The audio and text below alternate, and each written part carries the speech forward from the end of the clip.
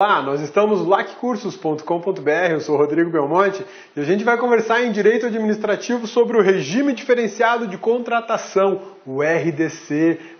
Muita gente fala mal do RDC, mas a gente vai descobrir que o RDC não é tão ruim assim, né? Vamos conversar sobre o RDC hoje. Hoje a gente fala na aula número 1 sobre as disposições gerais do RDC, conceito, objeto, objetivo, origem, normas aplicáveis, fases do RDC, né? Aspectos constitucionais e administrativos.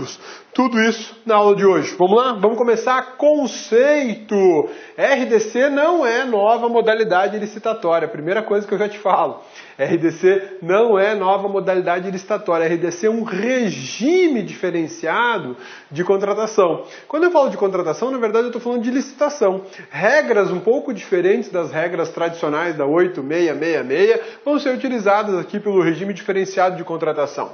É um novo regime de contratação para aquisições públicas. Não é nova modalidade de licitação, mas novo conjunto de regras destinadas às aquisições do poder público, com exclusão de algumas regras da Lei 8666 de 93.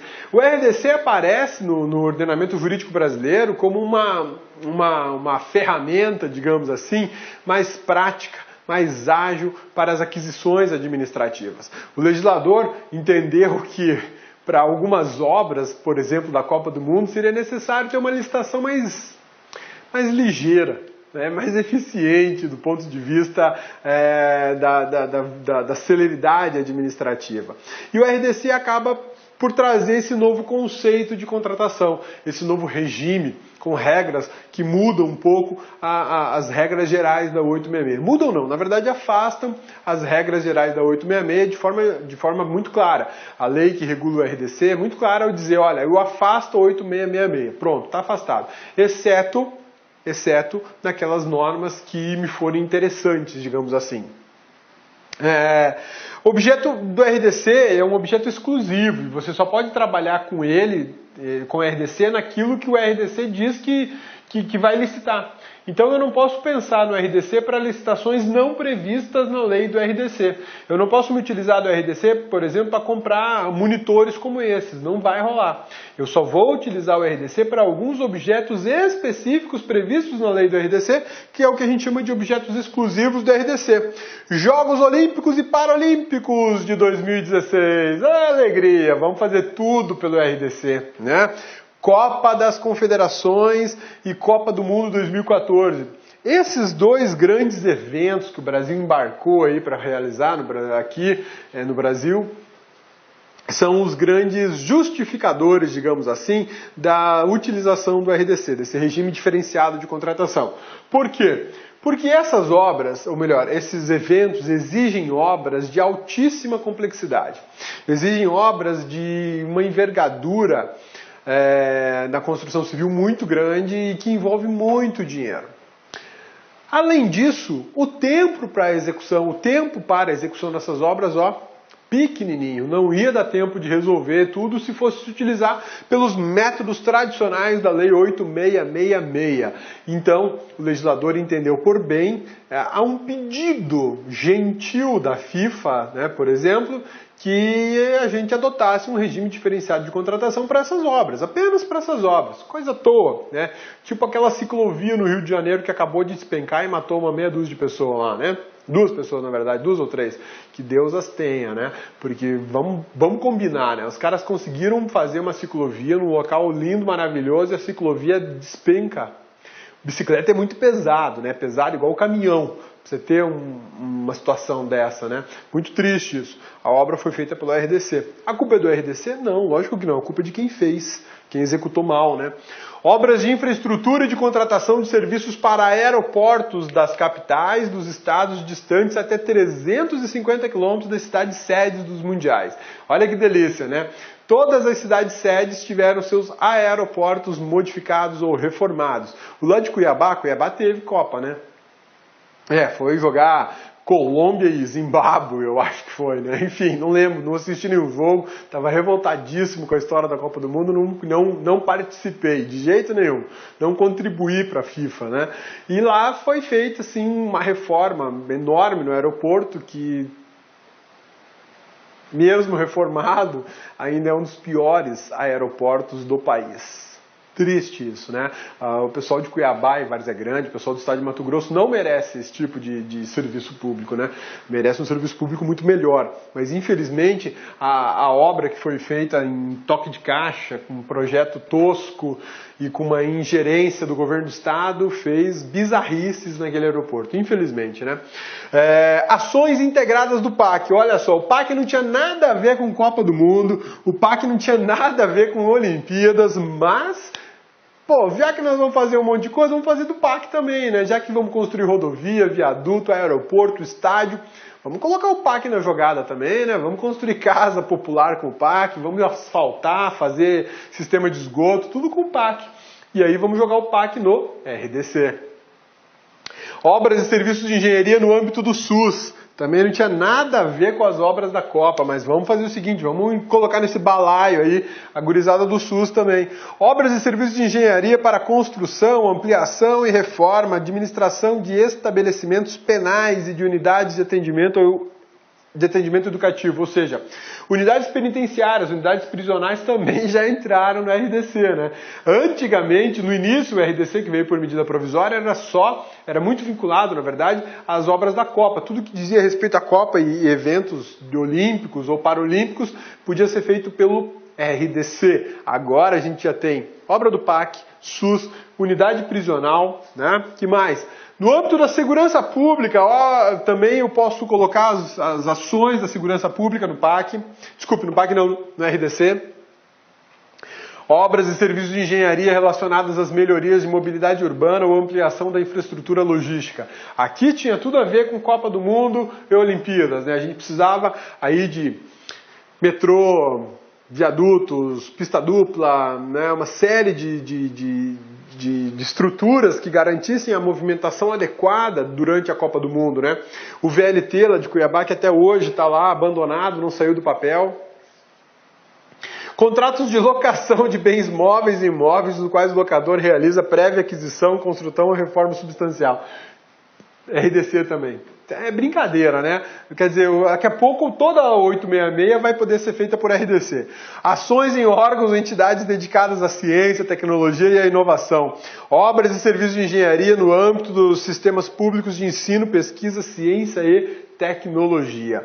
O objeto do RDC, que era para ser pequeno, excepcional, reduzido, passou a ser muito amplo. Colocar a obra do PAC amplificou a atuação do RDC de forma gigantesca e nem sempre muito boa, né? Mas enfim, por enquanto eu te mostrei que o RDC é um novo regime, estou te dizendo o que eu posso fazer no RDC e agora eu vou te mostrar os objetivos do RDC. Por conta desses objetivos, você vai verificar que nem todos os objetos são compatíveis com esses objetivos do RDC. Isso está tudo na lei que regula o RDC, que a gente vai conhecer ela daqui a pouquinho. Ampliar a eficiência nas contratações públicas e a competitividade entre os licitantes. Promover a troca de experiências de tecnologia em busca de melhor relação entre custo-benefício para o setor público. Como a gente estava tratando de obras de altíssima complexidade, como estádios, aeroportos, ferrovias para trem, para VLT, trilhos para VLT, né, e outras estruturas de logística, a gente poderia ter licitações em que houvesse uma troca de experiência e troca de informação. De repente, engenheiros estrangeiros poderiam contribuir muito para a formação de engenheiros brasileiros e vice-versa. Porque o simples fato de uma construtora internacional aparecer aqui não quer dizer que eles dominam tudo de engenharia civil. Sobre o Brasil, quem domina a engenharia civil são os engenheiros brasileiros, né? E a troca de informação, a produtividade científica seria bacana, né? Incentivar a inovação tecnológica, pô, era tudo que a gente queria, né? E assegurar o tratamento isonômico entre os licitantes e a seleção das propostas mais vantajosas para a administração pública. Isso tudo aqui era direcionado para as ideias de Olimpíadas e Copas, né? Copa das Confederações e Copa do Mundo. Mas agora a gente já entrou aí no mercado do SUS, na área da segurança pública, né? Na área da educação e, enfim... Dá para aproveitar, lógico que dá, mas não foi para isso que essa lei foi editada no Brasil. Observações importantes sobre o RDC que a gente não pode perder de vista. A opção pelo RDC deverá constar de forma expressa do instrumento convocatório. Ou seja, quando eu lançar uma licitação, e eu for realizar ela no regime diferenciado de contratação, eu tenho que deixar destacado: licitação na modalidade de concorrência, sujeita ao regime diferenciado de contratação. Isso tem que aparecer, porque aí o licitante já vai saber a que tipo de regra ele vai ter que se submeter e que tipo de licitação ele está disputando, né?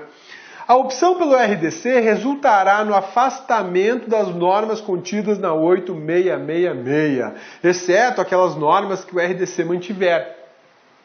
Então, aqui a gente percebe que o regime licitatório previsto na 8666, ele é colocado de lado. Ele passa a ser um regime subsidiário, ele passa a ser um regime de auxílio. O regime principal passa a ser o regime do RDC. E o RDC é isso, é um conjunto de regras diferenciadas para a realização de licitação. Na próxima aula a gente vai conversar detalhadamente sobre cada uma dessas regras e a gente vai fazer um paralelo com o que tem na 8666 e você vai perceber, vai sentir a diferença de um e outro, vai entender que o RDC realmente é um avanço, digamos assim, em termos licitatórios, em termos de compras públicas, em termos de aquisição pública. Tá bom? Beleza? Sussa, tranquilos? E a origem do RDC? De onde é que saiu o RDC? Estados Unidos e Europa. Os grandes como é que eu posso dizer, consumidores públicos, né, que seriam os Estados Unidos e todo o continente europeu, eles trabalham a aquisição para o poder público de forma muito eficiente. E o RDC foi trazido de lá, as ideias de como licitar foram trazidas de lá. O pregão brasileiro também influenciou muito na formação dessas regras do RDC, porque o pregão é uma inovação em termos de licitação. O pregão é uma inovação que eu vou te fazer uma comparação grosseira. É como se fosse a máquina de escrever e o computador. Deu para perceber que tem muita diferença, né? É como se fosse o telefone de fio da sua casa e o smartphone que você consegue assistir uma aula aqui do LAC. Você vê o tamanho da diferença. Então, quando a gente fala em pregão, a gente está falando em anos de avanço legislativo, de avanço administrativo na aquisição de coisas públicas. E isso é extremamente importante. O RDC, ele vem também como um outro avanço, uma melhora nesse regime, nesse conjunto de regras que oportuniza a administração a fazer aquisições. A Organização para a Cooperação do Desenvolvimento Econômico, que é uma organização internacional, também influenciou muito na formação do RDC aqui no Brasil. Ele foi instituído no Brasil pela medida provisória 527 de 2011 e depois foi convertido na Lei 12.462 de 2011. O RDC, portanto, no Brasil, ele nasce como medida provisória e converte-se em lei ordinária, que é a Lei 12.462 de 2011. Belezinha? Sussa, tranquilos? Lembre-se que lei ordinária é aprovada por maioria simples no Congresso Nacional. E a medida provisória, ela é sacada pela Presidência da República. Então o RDC, se você for observar, o RDC é justamente um projeto do Executivo Federal. O RDC é o filho do Executivo Federal, porque ele nasce por uma medida provisória. E o interessante é a gente observar que uma medida provisória, segundo a Constituição Federal, ela é baseada em urgência. Ela é baseada em necessidade. Por isso ela é adotada. E depois essa medida provisória é submetida ao Congresso Nacional, que tem a opção de arquivar ou de converter em lei ordinária. O RDC foi convertido em lei ordinária. Ô, cabeça, podia ser convertido em lei complementar? Olha só, meu amigão, medida provisória não pode tratar de matéria vinculada à lei complementar, tá? Medida provisória não pode tratar de matéria vinculada à lei complementar. Então, o RDC, como ele nasceu por medida provisória, ele só poderia ser convertido em lei ordinária. Só em lei ordinária, tá? E eu posso alterar o RDC por uma medida provisória? Até posso alterar, mas essa medida provisória e a sua alteração posteriormente tem que ser convertida em lei ordinária. Posso alterar o RDC, que é uma lei ordinária, posso alterar ele por uma lei complementar? Pode sim, posso alterar por lei complementar. O que eu não posso fazer é uma lei ordinária alterando lei complementar. Isso aqui é proibido, tá? Tem uma exceçãozinha, mas isso é lá do processo legislativo do direito constitucional que outra hora eu te falo, tá? Agora basta você saber que o RDC, o Regime Diferenciado de Contratação, ele nasce de uma medida provisória que foi convertida em lei e é uma lei ordinária. Essa lei ordinária pode ser modificada no futuro por outra medida provisória, desde que a medida provisória seja convertida em lei, senão se perde a alteração. Ou ele pode ser alterado também por uma lei complementar. Lei complementar pode alterar a lei ordinária, o que não pode é a lei ordinária alterar a lei complementar. A lei ordinária não pode alterar a lei complementar, e existe uma exceção para isso lá no direito constitucional, processo legislativo, mas isso fica para aquela aula, tá beleza? Sussa, tranquilos? Então vamos voltar aqui, cadê minha tela? Tá aqui, pronto, achei, né? Vamos lá então. O que mais que a gente vai falar agora sobre o RDC? Ele teve origem americana, europeia, é uma organização para o desenvolvimento econômico mundial. Olá, meus amigos, minhas amigas, e aí, gostou da aula do professor Rodrigão, professor Cabeça? Aula top de linha, não é isso? Gente, presta atenção, essa videoaula que você assistiu é apenas um pequeno trecho da aula completa do professor Rodrigo. Tá? É um pequeno trecho, em torno de 20% aí da videoaula dele. Se você quer assistir essa videoaula inteiraça até o final, tá certo? Aliás, quer fazer o curso de Direito Administrativo do professor Rodrigão, professor Cabeça aqui, acesse o nosso site, porque nós temos uma isolada específica de Direito Administrativo, temos também de Direito Constitucional do grande professor Rodrigo Belmonte, né? Vamos lá, investimento, apenas R$ 80. Durante esse período, esse curso, você pode assistir ele durante 60 dias. Nesses 60 dias, você pode assistir quantas vezes quiser, na hora que desejar. Essa isolada possui atualmente 96 aulas, né, e diversos assuntos aí específicos de direito administrativo, e tem uma carga horária de 147 horas, é isso mesmo, né? Ou seja, não é um curso superficial, é um curso realmente onde você não vai praticar o auto-engano, você vai aprender com profundidade, você vai adquirir a teoria suficiente para você compreender e, claro, ficar competitivo e acertar as questões de concurso. Então, nós aqui da LAC esperamos vocês. Um forte abraço, fique com Deus, tchau, tchau, fui. Clique LAC.